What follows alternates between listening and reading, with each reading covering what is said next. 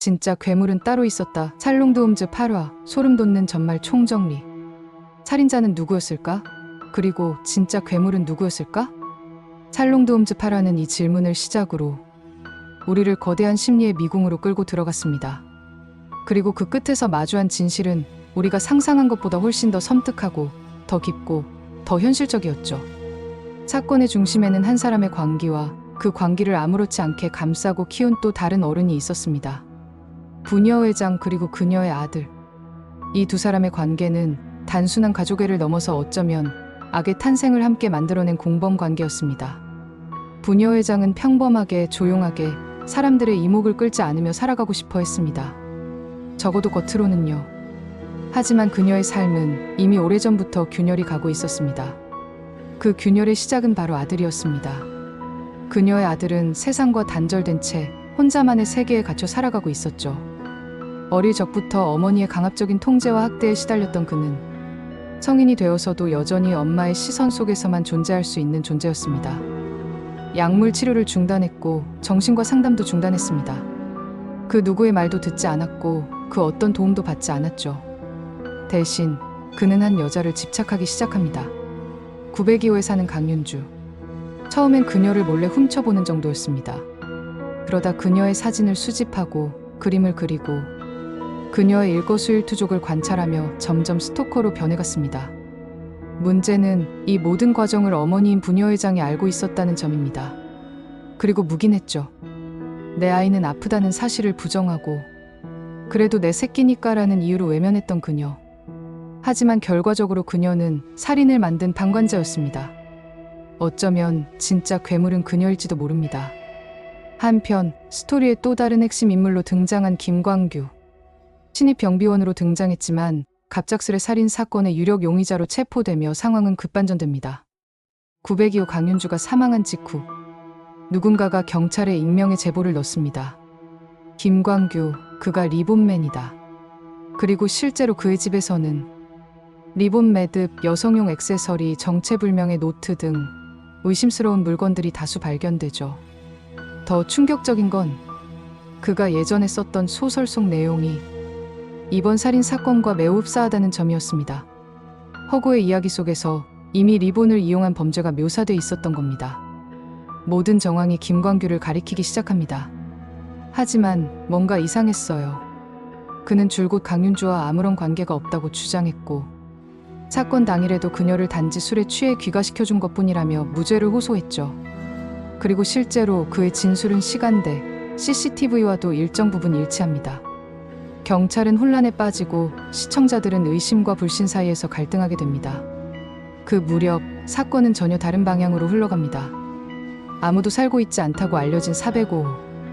관리사무소조차 비어있다고 알고 있던 그 공간에서 이상한 낌새가 감지됩니다. 수도 계량기가 돌아가고 있었고 문고리는 누군가에 의해 최근에 교체된 흔적이 있었죠. 그 안에 들어간 0mm와 팀원들은 충격에 빠집니다. 405 내부에는 납치된 채 인질로 잡혀있는 추경자, 그리고 피가 가득 고여있는 욕조, 살해시도 흔적이 곳곳에 남아있었던 겁니다.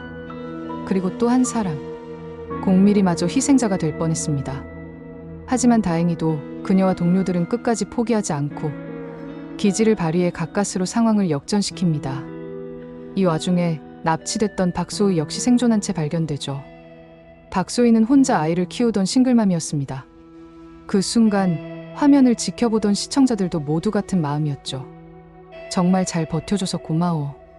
살인과 스릴러 속에서도 이 장면 하나만큼은 명확한 희망이었고 사람이라는 존재가 얼마나 강인한지를 보여준 한 장면이었습니다. 소희의 생존은 단지 사건의 변수만이 아닙니다. 이 이야기를 완전히 새로운 국면으로 이끄는 터닝포인트였습니다. 그리고 동시에 이 사건을 끝까지 파헤쳐야 할 이유를 다시 한번 되새기게 만든 순간이기도 했습니다. 그리고 누구보다 강한 생존 의지로 이 고통을 견뎌낸 인물이기도 했습니다. 정말 잘 버텨줘서 고마워. 그 말은 0mm뿐 아니라 시청자 모두의 마음이기도 했습니다. 자, 이제 진짜 진범이 등장합니다. 체포된 범인은 다름 아닌 부녀 회장의 아들. 하지만 그가 경찰차에 오르며 보내는 시선은 의미심장했습니다. 그는 웃고 있었습니다. 그 시선의 끝에는 바로 정신과 의사 박도진이 있었죠. 충격적인 반전. 박도진은 4주 전부터 부녀회장의 아들을 상담해왔습니다. 그리고 그 상담에서 그는 오히려 범행을 조장하는 듯한 메시지를 전달합니다. 이왕 태어난 거라면 사냥감으로 살지 말고 사냥꾼으로 살아라. 넌 계속 패배자로 살아왔지만 이제부터는 달라질 수 있어. 그리고 얼마 뒤 부녀회장의 아들에게는 한 권의 노트가 전달됩니다. 바로 리본 매듭 살인법이 자세히 적혀있는 노트. 그 노트는 이후 발생하는 살인사건의 매뉴얼이 됩니다. 첫 번째 희생자는 카페 아르바이트생이었습니다. 단지 음료를 잘못 줬다는 이유로, 그리고 그 실수를 사과하지 않았다는 이유만으로 그녀는 사냥의 대상이 되었죠. 이후의 살인은 일종의 도미노처럼 이어졌습니다. 그리고 그 도미노를 밀어버린 건 다름 아닌 정신과 의사 박도진이었습니다. 이제 시청자들은 묻게 됩니다. 진짜 살인자는 누구인가? 직접 사람을 죽인 아들인가? 아니면 그 살인을 만들어낸 박도진인가? 그리고 또 하나, 부녀회장은 과연 피해자였을까? 아들의 상태를 정확히 알고 있던 그녀는 집 안에 있는 쓰레기 속에서도 살인의 흔적을 발견했지만 끝까지 입을 다물고 아들을 숨겨왔습니다. 그는 어릴 적부터 엄마에게 학대를 받아왔고 엄마는 늘 말했습니다. 너 같은 건 태어나지 말았어야 해. 그리고 강윤주가 그와 똑같은 말을 했습니다. 넌 너 같은 건 태어나지 말았어야 했어. 그 한마디가 살인의 방아쇠가 되었습니다. 어릴 적 상처가 다시 피를 부르기 시작한 겁니다. 그는 그렇게 괴물이 되었고 그 괴물은 오직 엄마를 위해 존재했고 엄마는 그 괴물을 지키기 위해 또 다른 진실을 묻었습니다. 그리고 마지막 반전. 공미리의 남편 승우.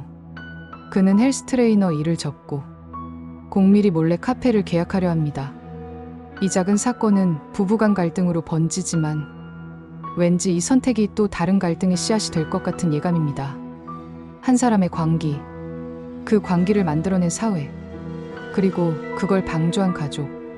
찰롱도움즈 8화는 단순한 추리극이 아니었습니다. 감정, 사회 트라우마, 편견, 그 모든 요소들이 고차된 감정의 소용돌이였죠. 진범은 체포됐지만 끝난 건 아닙니다. 박도진의 정체, 공미리의 과거, 남편의 선택, 그리고 아직 드러나지 않은 수많은 단서들. 진짜 괴물은 누구였을까요? 우리는 여전히 그 질문 속에 있습니다. 그래서 구화를 기다릴 수밖에 없습니다. 그 무거운 마음으로.